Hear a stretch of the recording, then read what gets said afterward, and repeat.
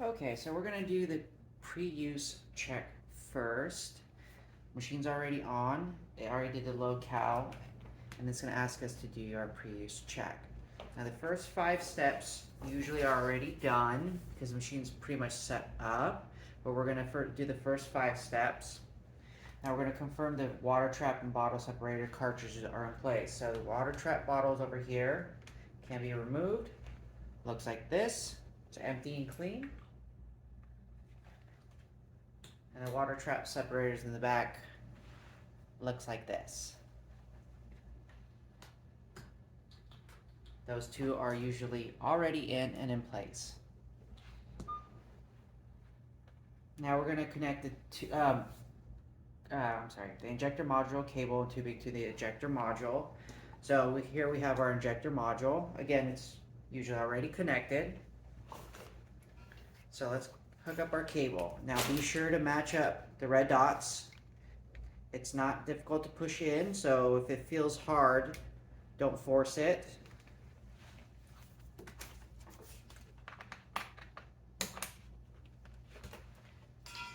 Then we're going to put in this cable, clear tubing, to this hole, and to its corresponding hole on the module, on the injector module, where the arrow is. Verify our main power supply is on, green light's on, good to go. We have tanks already on. We have our regulator on one of them that we're using. Verify that it's still good.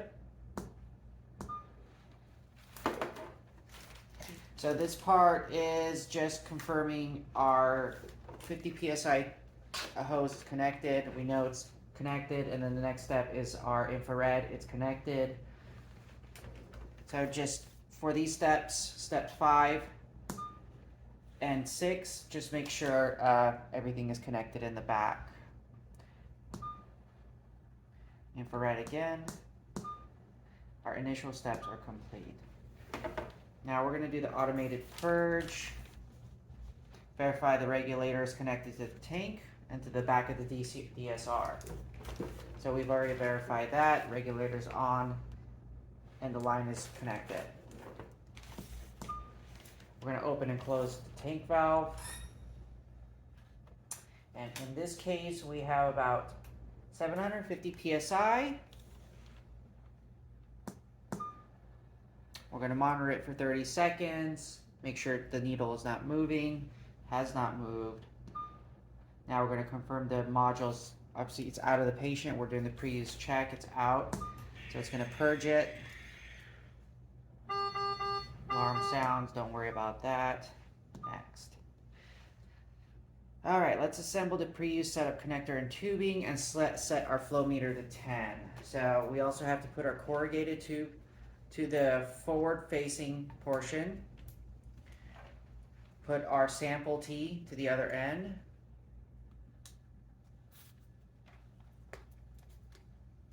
And then we're going to put on our sample line with filter. The filter goes close to the unit, and the other end to the sample T. Now we're going to connect our O2 tubing. We're going to need a 15mm adapter, plus the oxygen tubing adapter, and the tubing itself. Connect all 3 there, and that goes on the back side of your module. Now the other end, the manufacturer guideline states to put it in a flow meter, oxygen flow meter, either connect to the wall or a tank. We're going to use our blender in this case because we know it's connected to oxygen. Just be sure your blender is set to 0 as far as your nitric. So now let's set our flow to 10. Hit next. Turn our integrated pump to on. Our alarm will sound. Next. Now we're verifying the values stabilize at NO2 of less than 1 and nitric of 14 to 26. That should take about 30 seconds to get there.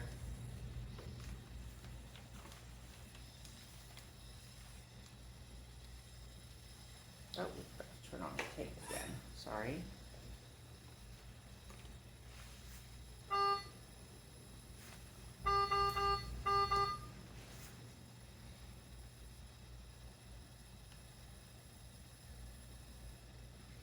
You can see it's climbing now.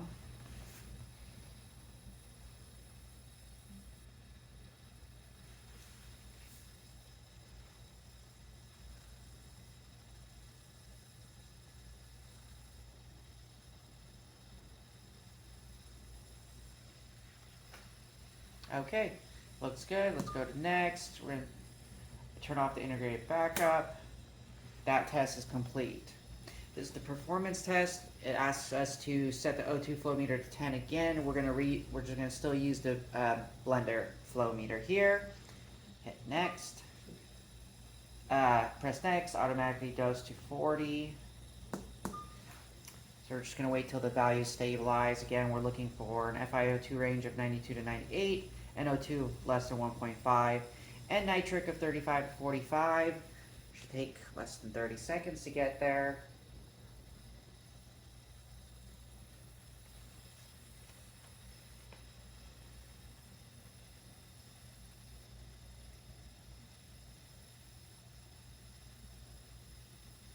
Okay, looks good. We can hit next.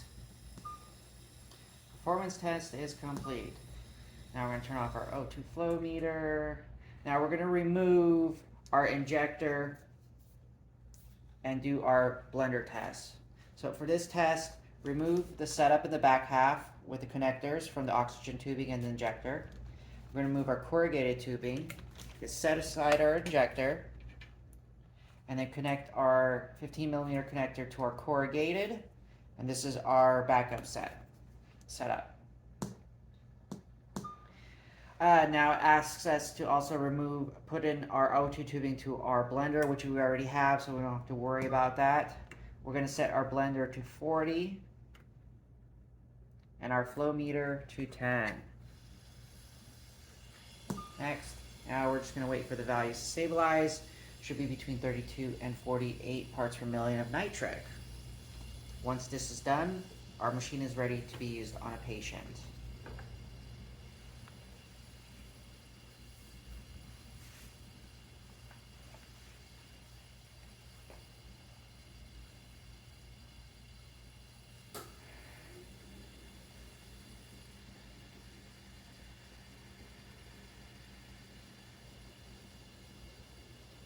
Okay, stabilizes within range. Next, turn the dose to 0, flow to 0, and we're ready to go. Now, it says if we're not going to use it within 10 minutes, we need to close the cylinder valves and depressurize the unit. So let's do that. Close the valve. And we're going to remove the line and depressurize. Put it back. And next, we're ready to use the unit within the next 10 minutes.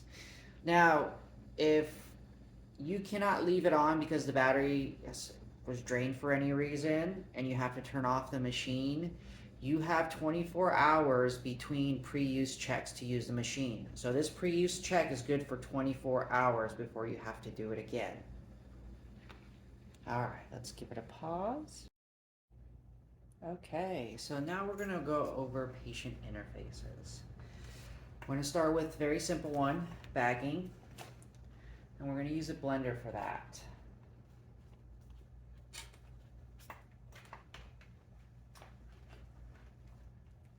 So the bag just connects directly to the blender,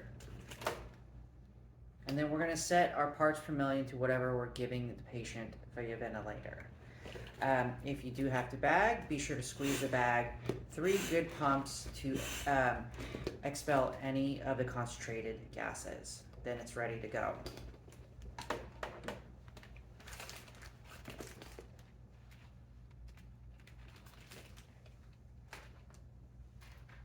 Next, just a simple low flow cannula. This will be used for like the cath lab or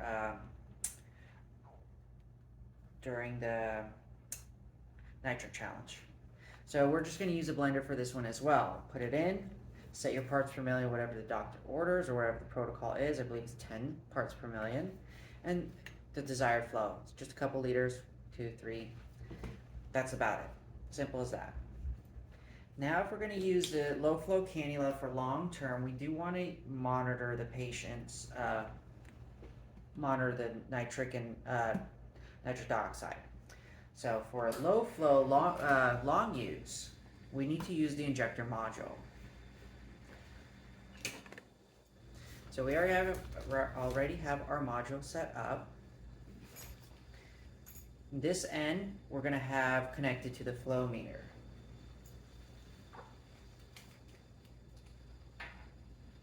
So we'll set up our 15 millimeter connector plus our oxygen tubing adapter, put on that end. Our other end is just some O2 tubing. And then the final end goes to the flow meter. In this case, we're going to use our blender, because we're only going to be doing a couple liters. It's just low flow. Now to the patient side, again we have our connector, our O2 tubing connector,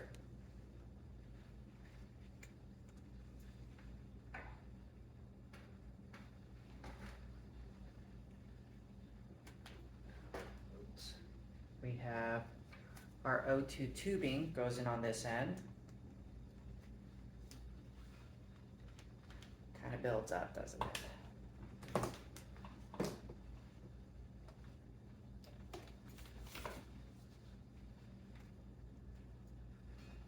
Now we have to add our sample T, our oxygen sample T. Now we can't add it to this end yet because we need to add one of these coupling connectors. There we go. There we go. Set up. And then finally, as far as the patient interface goes, the cannula attaches to the other end of the sample T. It's a long setup. It's a lot of dead space, but we're doing low flow, so it should be all right.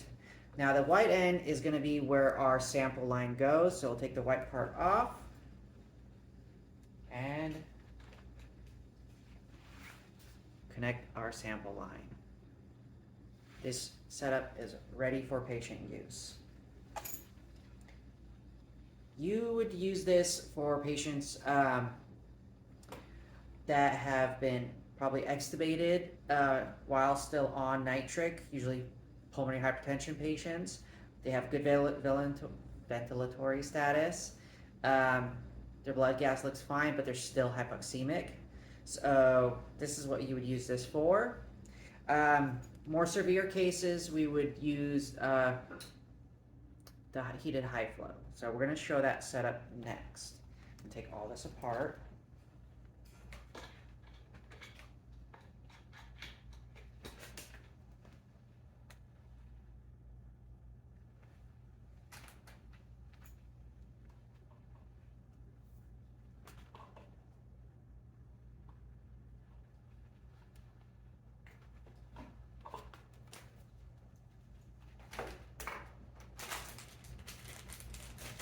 Okay, here's our heated high flow. We can move that aside.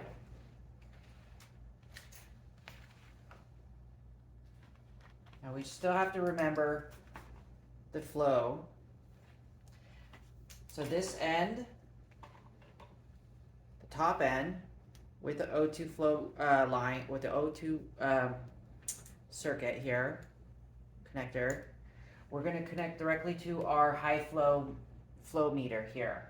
So our patient's probably in respiratory distress, needs or has their workup breathing is very high. So we're probably going to be using the 20 to 70 liter one or 10 to 70 liter one. Now we're going to connect this end to the actual airflow unit. So we're going to take our oxygen tubing like before with our connector, put it in the end, and then the other end connects to the airflow here at the bottom where we're all used to connecting the oxygen tubing from the flow meter. This portion is done. We could fit it somewhere so it doesn't fall off. And in the basket. Now we have to connect our sample T. Now, in order to do that, we need to use an adapter sample T from Fisher & It's the OptiFlow Junior kit. Now, this one in particular is for pediatric. We don't have the adult one yet. It's on order.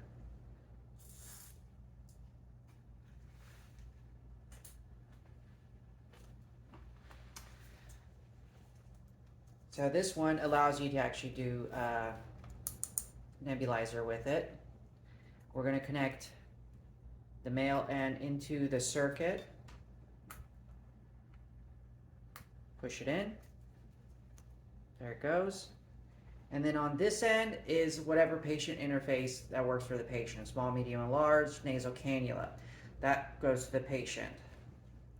And then we'll uncap sample port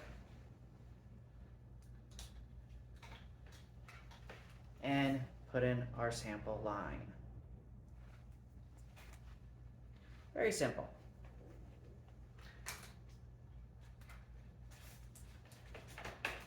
Now the thing with the high flow system, we've used it for COVID patients, but clinical studies have shown that it is not effective towards in COVID patients. It actually extends their hospital stay. One guess to that is probably because they have a small gain in oxygenation once they're initiated on nitric, which prolongs proning and mechanical ventilation. So they end up being in ICU for 2 to 4 days longer than they would have been if nitric had not started. But the end result is still the same, mortality. This system with the heated high flow is really great for ARDS, but is only really effective in patients that are septic, that patients that have pulmonary hypertension, have increased pulmonary vascular resistance, or tolerate high peeps and show progress towards high peeps. So that's when high flow nasal cannula is the most appropriate. Otherwise, we'll still use it on the ventilator setup, and then we're going to do that right now. We're going to show you that. I'm going to pause it. Okay, we're back. So now let's set up on a ventilator. So we have our injector module again. It's already set up. We have a 15 millimeter adapter on the inlet side, and we're going to put a 22 millimeter adapter on the outlet side. Follow the arrow is the flow. So we're going to put this on the dry side of the circuit, inspiratory circuit. So we're going to remove it from the bottom here. Place this on the heater and then reconnect the small circuit. Now the other end. On the other end, we're going to put it closest to the patient, 6 inches from the Y.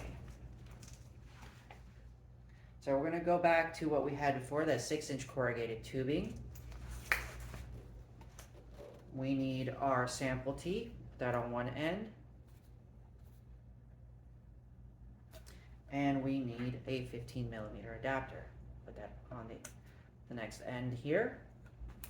We'll disconnect our line. Now 6 inches from the Y is what we need. So first, one end of the corrugated tubing goes to the Y. The other end with the sample line, then we'll reconnect to the circuit. And then we're just going to connect our sample line to the sample T. Now this is ready to go. So that is connecting it to patient interface. One thing to note, before you connect it to any patient after you do your pre-use check, you want to make sure your high cal is not about to expire or needs to be done. So we'll go back to our screen here.